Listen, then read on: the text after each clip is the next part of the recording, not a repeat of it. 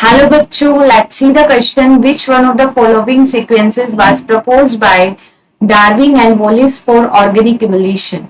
Option A, overproduction, variations, constancy of population size, natural selection.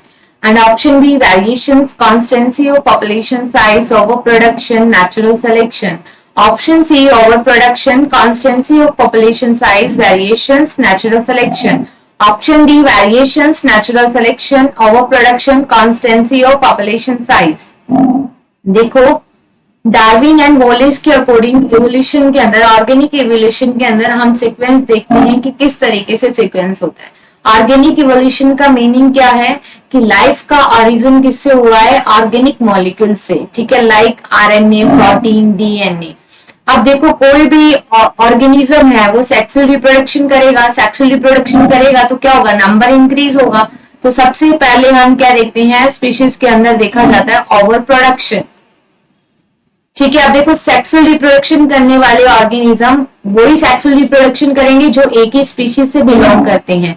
To different species के बीच में sexual reproduction की process नहीं देखी जाती। अब देखो, सेक्सुअल रिप्रोडक्शन करने वाले ऑर्गेनिज्म अगर एक ही पॉपुलेशन से बिलोंग करते हैं, ठीक है, जैसे हम देखते हैं कि ये मेंबर है, ये सभी मेंबर एक ही स्पीशीज के मेंबर है and they can reproduce with each other. अब देखो, हमें ये सुपरफिशियली सभी क्या देख रहे हैं? सभी एक जैसे देख रहे हैं, लेकिन अगर हम इनके जीनोमिक लेवल पे देखेंगे तो हमें चेंजेस देखने को मिलेंगे। Because we know that sexual reproduction से क्या आता है? प्रोजेनी के अंदर कुछ वेरिएशंस आते हैं जो कि पेरेंट के कैरेक्टर से डिफरेंट होते हैं। तो स्पीशीज ने क्या किया? ओवर प्रोडक्शन किया। Then we can see the variations.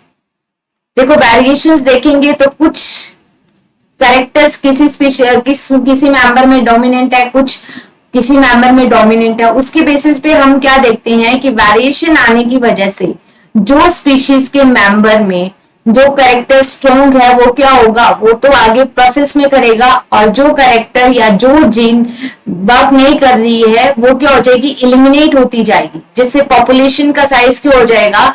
जो बेटर थे वो सरवाइव कर पाएंगे और कॉन्स्टेंसी और population size will create due to the variation, ठीक है। तो साइज में क्या देखने को मिलेगी? Constancy of population size.